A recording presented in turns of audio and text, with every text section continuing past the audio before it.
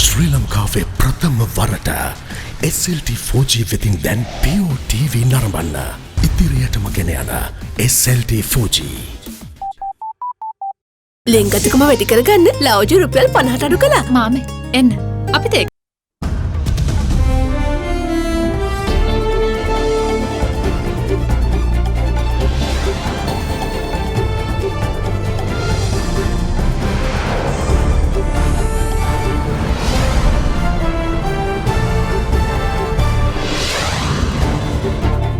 Tonight, silver lining. Sri Lanka's recovery percentage leaps ahead of the US and UK as 4 more COVID-19 patients sent home. Ignore at your peril. Army commander says 14 days quarantine alone not enough to stop the spread of COVID-19. Breathing space. Curfew in low-risk districts lifts at 6 a.m. tomorrow. Leaving certificate. Quarantine certificate made mandatory for tourists leaving Sri Lanka. All that and much more coming up on First at 9 this Sunday, the 5th of April 2020. SMS කර රුපියල් මිලියන 3ක මුල්තැන්ගේ උපකරණ දිනාගෙන අවුරුද්දෙම කුස්සිය time save කරගන්න. From AdaDerana, this is AdaDerana First at 9. Live from Studio 24 in Colombo.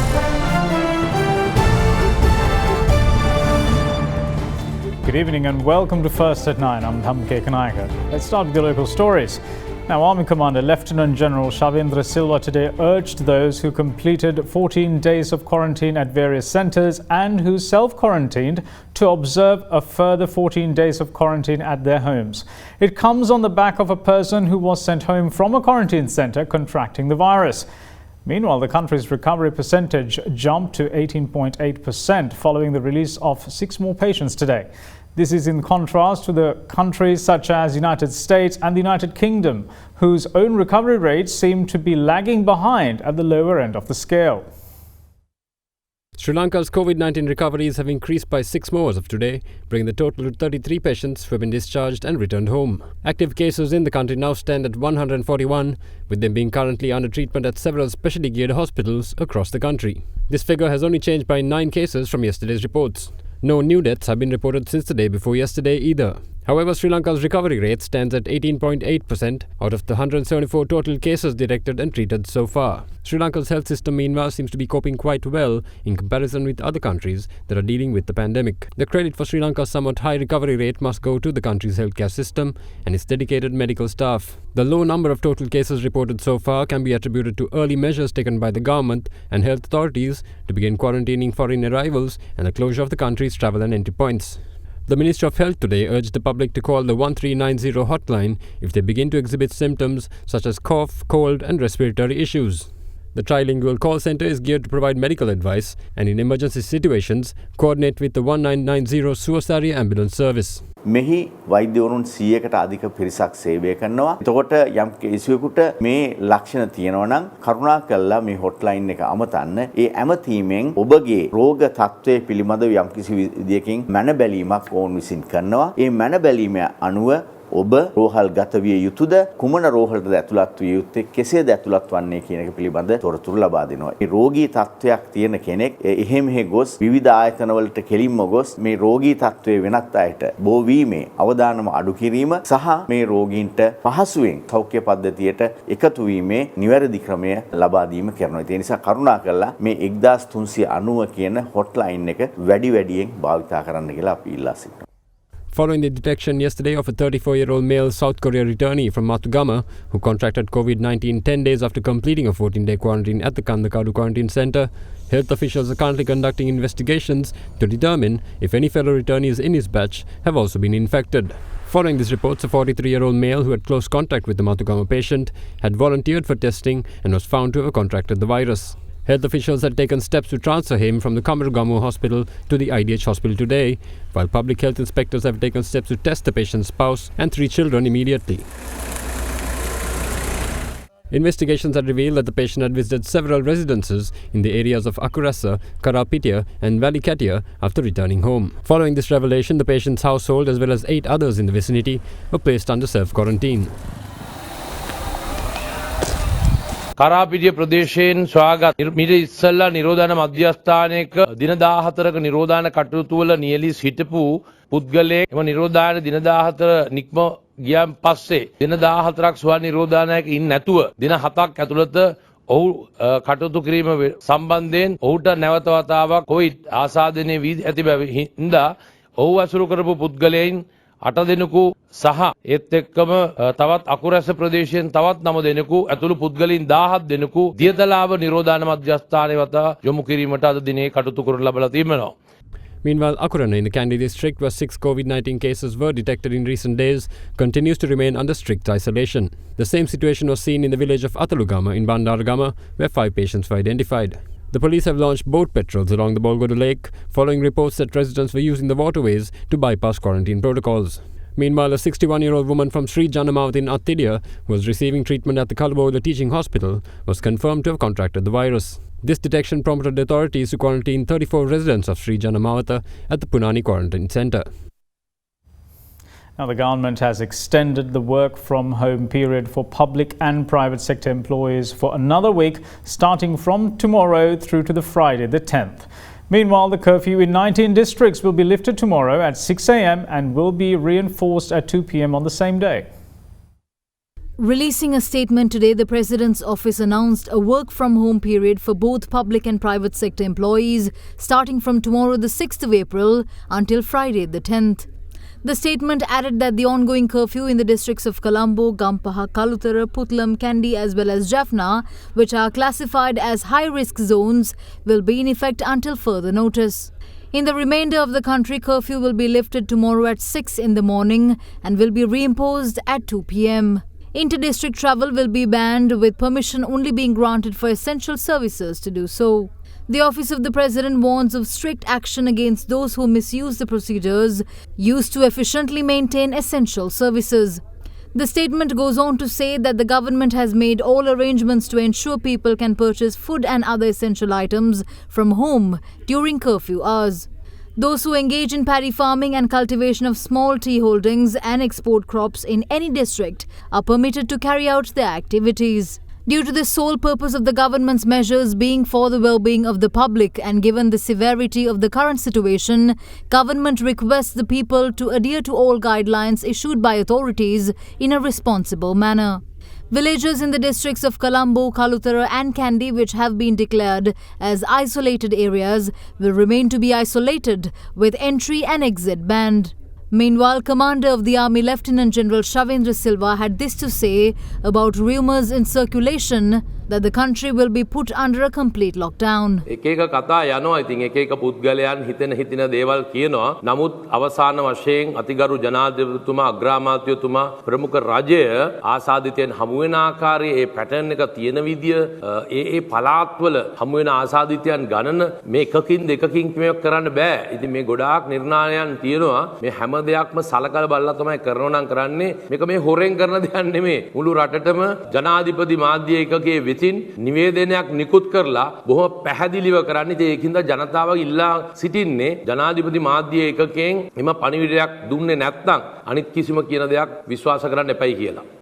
According to the police headquarters, 1,245 curfew violators have been arrested from 6 this morning to noon today. 336 vehicles have also been seized by the police during that period.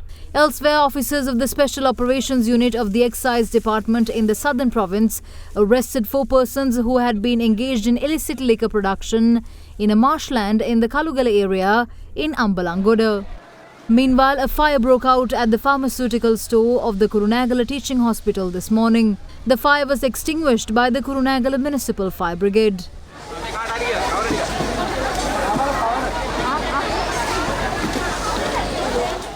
An employee who was inside the warehouse was evacuated and was hospitalized due to smoke inhalation.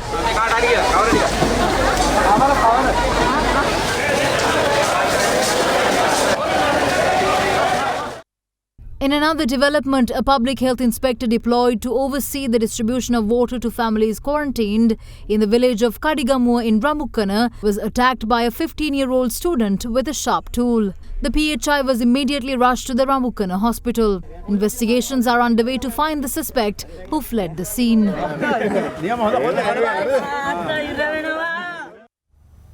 Head of Traffic Police DIG Ajit Rohan says that the certificate on the completion of the quarantine process is a mandatory requirement for tourists, as they will not be able to depart the country without producing the document.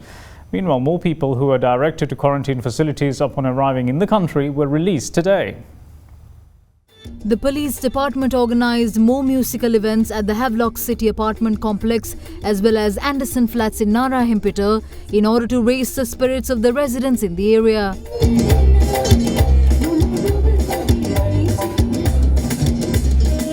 Meanwhile, 279 more arrivals from overseas who were kept under quarantine were released today. දුරකථන අංක හරහා මේ වන විට 43500ක ප්‍රමාණයක් ස්වයං නිරෝධායනය සඳහා පසුගිය 11 වෙනිදා සිට මේ දක්වා ලියාපදිංචි වී තිබෙනවා. ඒ වගේම මෙයින් මේ වන විට 18000ක් පමණ ස්වයං නිරෝධායන කටයුතු සම්පූර්ණ කරලා අවසන් වෙලා තිබෙනවා. තවත් 25500ක ප්‍රමාණයක් ස්වයං නිරෝධායන කටයුතු වල නිරත වෙනවා. විශේෂයෙන්ම විදේශ රටවලින් පැමිණි අයට මේ නිරෝධායන සහතික ඉතාම වැදගත් වෙනවා. ආපසු ඒ රටවල් කරා යාමේදී එසේ නොමැතිව නැවත ශ්‍රී ලංකාවේ වරායකින් හෝ ගුවන්තොටකින් ආපසු යාමට ලැබෙන්නේ නැහැ. Meanwhile, upon noticing a suspect arrested due to a drug offence having symptoms similar to that of COVID-19 when produced before court, the Kuliapita magistrate ordered the suspect be directed to the Kurunagala General Hospital following inspection by public health inspectors.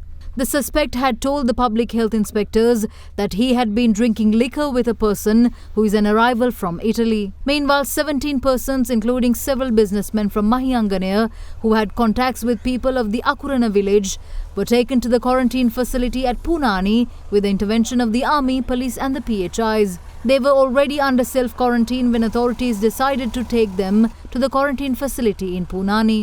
Among them are 2 women and 15 men.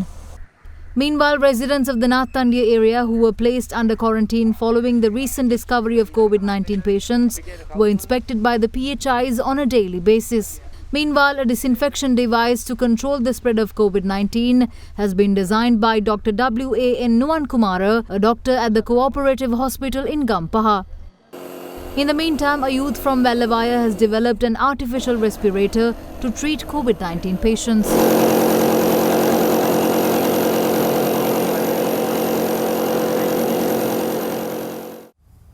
A host of relief efforts aimed at lessening the economic burden on the general public continued throughout the day. From food deliveries to special government allowances targeting lower-income families were delivered to the homes of beneficiaries, which will go a long way towards ensuring the ability of such groups to weather the countrywide lockdown. Following months of high vegetable prices faced by consumers due to inclement weather experienced in the latter part of last year, vegetables at Colombo Manning Market are currently being retailed below the government's stipulated controlled prices. මේ දවස්වල පවතින එළවලු මිල කිව්වොත් පාරිභෝගික අධිකාරියෙන් පනවපු එළවලු මිලටත් පහලින් තමයි අද දිනේත් අපි සියලුම එළවලු වර්ග විකුණන්නේ. ලීස් රුපියල් 100යි 120ක් මිල කරත් මං හිතන්නේ කැරට් රුපියල් 150 30 අතර පාරිභෝගික අධිකාරියෙන් ඒවා මං හිතන්නේ 180ක් පනවලා තියෙනවා. Meanwhile, heavy crowds were seen at the Bandaravilla vegetable market, with farmers bringing their crops into the town for sale. A cause for concern, however, was the fact that some farmers and retailers were not seen following health and safety protocols. Meanwhile, staff at supermarket operator Keel Super were seen carrying out deliveries to consumers today for online orders. Home retail services of grocery items in Aliagoda were also seen being carried out throughout the day, with both cash and electronic payment options also being offered. With home deliveries having commenced all around the island, residents of Yatiyantota meanwhile lodged a complaint with public health inspectors regarding a mobile bakery retailer. Upon inspection, food items unfit for human consumption were found on sale. The 2 bakery retailers aged 18 and 22 were subsequently placed under arrest by the Yatiyantota police. Meanwhile, following the launch of the Saubhagya Home Garden project, residents of Ela Karagahamuna in Kadawata commenced agricultural activities under the supervision of agricultural research officers today. Elsewhere, Colombo Port City officials today handed over a stock of 2,500 face masks and gloves to DIG Deshamandu Tenekun to be distributed among police officers working to prevent the spread of the virus and for traders at the Colombo Manning Market. Further, a donation of 1,000 full body protection equipment and 1,000 face masks was made to the Ambalipitia District Hospital by a youth organisation and a private organisation.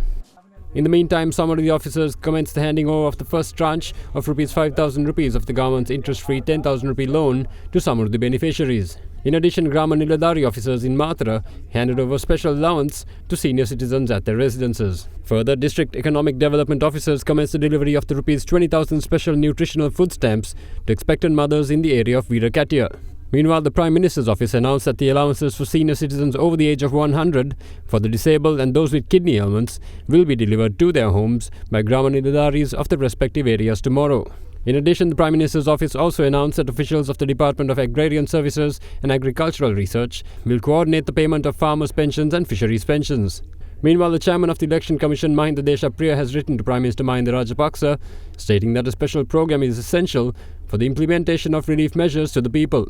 The letter states that complaints have been received of candidates contesting the forthcoming parliamentary elections, attempting to promote their candidature, and political parties under the guise of such relief measures. The Election Commission chairman has urged the Prime Minister to coordinate relief efforts solely through governors, ministry secretaries, chief secretaries, district secretaries, divisional secretaries, local government commissioners and field officers with the assistance of the security forces, and for action to be taken to prevent such activities by candidates. We will see you again shortly after this break. Stay tuned.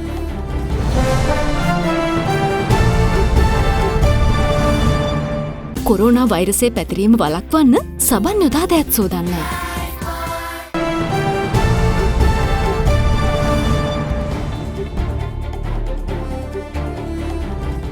Welcome back. You're watching First at 9.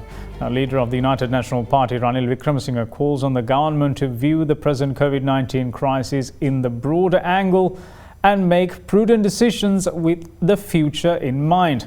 Making a statement in social media, the former opposition leader said that previously passed supplementary estimate is inadequate to tackle the prevailing pandemic situation and urged a revision.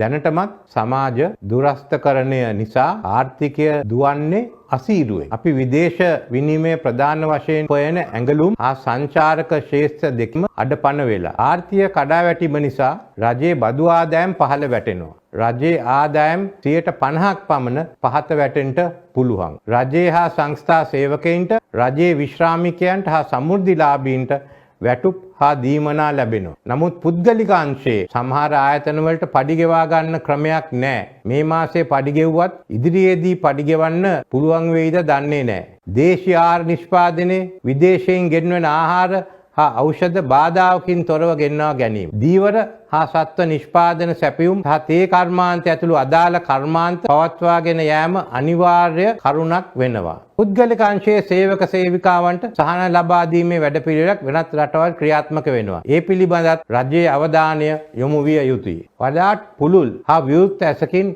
මේ අර්බුදය දෙස බැලිය යුතු බවත් අදට වඩා හෙට ගැන සිතිය යුතු බවත් මම වගකියුතු පාර්ශ්වයන්ට පෙන්වා දෙන්න කැමතියි. ආණ්ඩුවට ලැබෙන සීමා සහිත ආදායම් නිසා කලින් සම්මත කළ අතුරු සම්මත ගිණුම මේ අර්බුදයට සෑහෙන්නේ නැහැ. ඒ නිසා කාලයට ගැලපෙන පදේ අතුරු සම්මත ගිණුම සංශෝධනය කළ යුතු වෙනවා. ජාත්‍යන්තර මූල අරමුදල සිය සැලසුම් අප්‍රේල් මාසයේ මැදදී ප්‍රකාශයට පත් කිරීමට නියමිතයි. මෙහිදී අපට උපරිම සහයෝගයක් ලබා ගත හැකි පසුබිමක් අපි සකස් කරගත යුතුයි.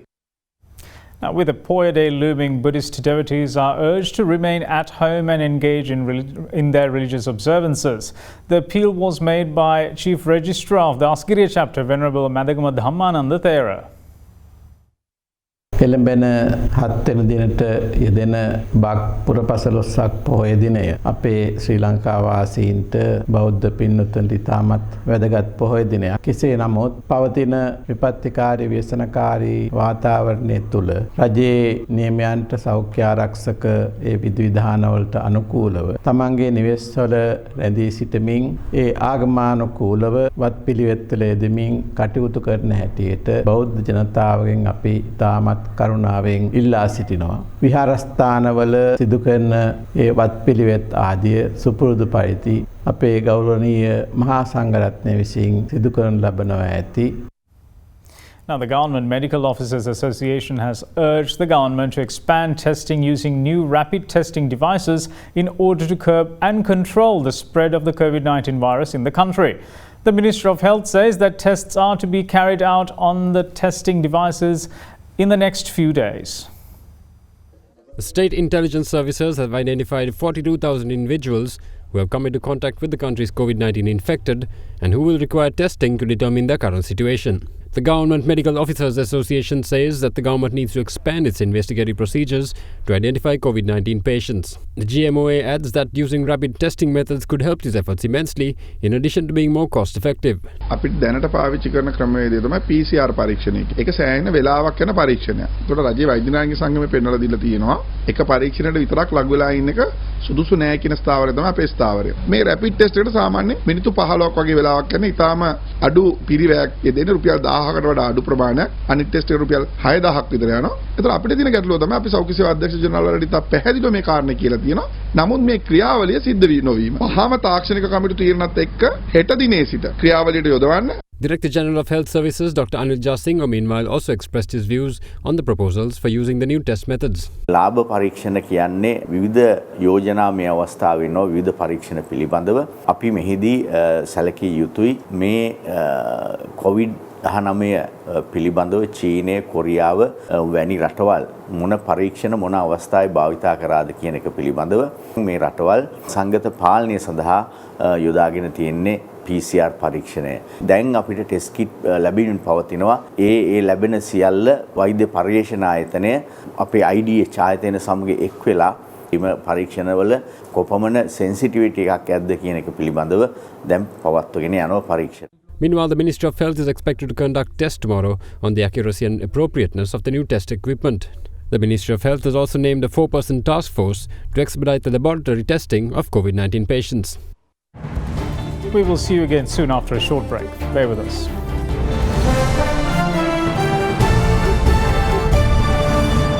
අවශ්‍යයෙන් ඔබේ මුළු පවුලම 100% දක්වා විෂ බීජ වලින් ආරක්ෂා කර දෙයි.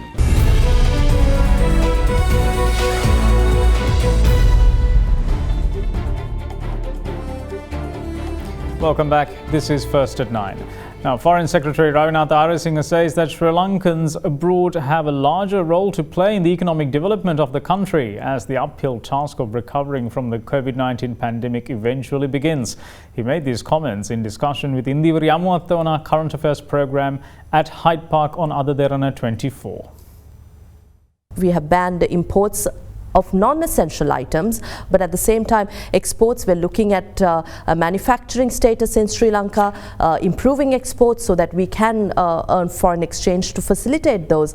But what is the challenge at the moment that you are facing? Yes, I think that is a very serious question, because we have to, as we deal with today, and we don't know how long today will last, right, but we have to think of the day after. And I think countries which are going to succeed in coming out of these are those which are able to do both. Maybe different people, but I think it is equally important. And in the Foreign Ministry, our officers who are handling the economic division is focused essentially at this point in trying to get together with the EDB, the Tourist Board, the BOI, and other agencies, like the tea is a classic example. This is a point where Sri Lanka's tea might get a good market, because tea is seen as a good beverage in these times. One problem was that the tea auctions had stalled, so exporting became difficult, but I'm very happy that we have electronically started the tea auctions going. Now in Turkey, I understand there is some opportunity to increase our market. So similarly, if we can push the kinds of products which we have the production lines, because one good thing which Sri Lanka has done is, while we have shut down a lot, tea estates, I understand, are working. The agricultural production side is still working. So if we can keep those going, at least we can ensure supply.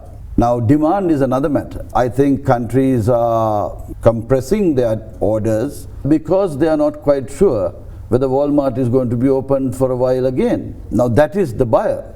So I think both sides have to work, but all Sri Lanka can do is to try to make sure that our supply lines are doing well. And also, interestingly, there are new products which have emerged from this. That protective gear, apparently we are manufacturing that now. There are some countries which are asking for samples, and we have already provided some samples of it. So the niche we had in garments manufacturing, if we can convert to this kind of product, that will in future give us some new openings. And I think we have to do that because countries like Vietnam are doing it very well in these circumstances. So if we have to keep ahead of that curve, and while we are on the one hand fighting to keep the disease down, those who are in the productive sectors have to also keep the exports going. And similarly on tourism, I think the 15,000 who are continuing here will be the biggest advertisement Sri Lanka can provide to tourism in the future. You know,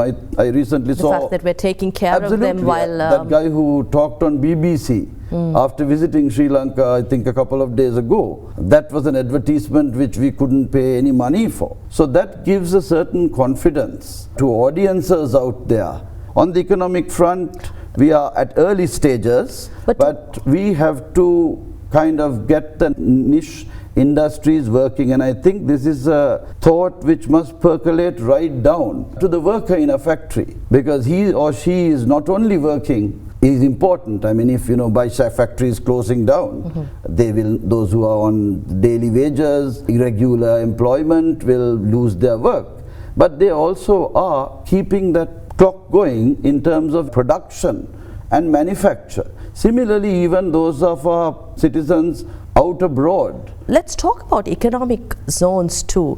What sort of a role will they play if we revive these economic zones? I think it is important that we do that because these are all signals as well. I don't think in Vietnam they shut down any economic zones.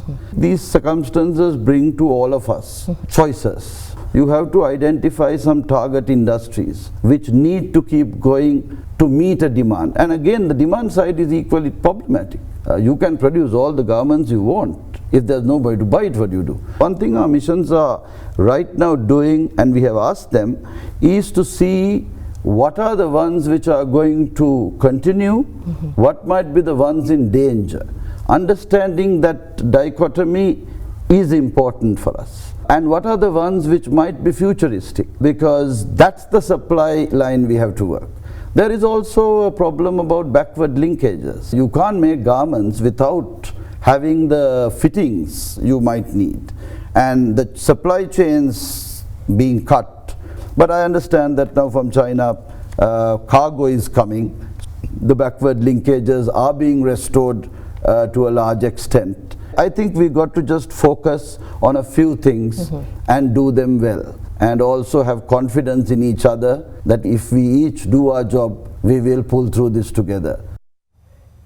First Capital Research has trimmed down its all-share price index target for just 5,000 for June this year, as earnings of most companies are likely to be negative during the second and third quarters.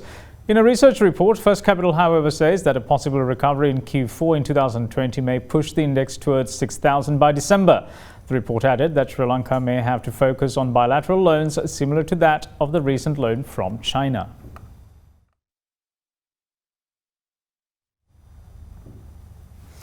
Now, Afghan forces say that they have arrested the leader of the country's ISIS affiliate along with 19 other fighters.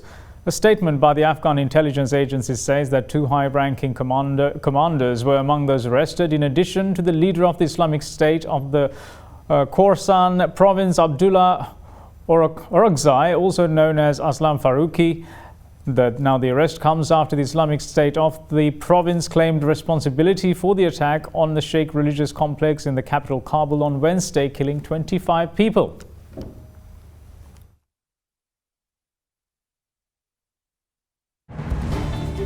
And that's it from all of us here at First at 9. Thanks for watching. Bye-bye.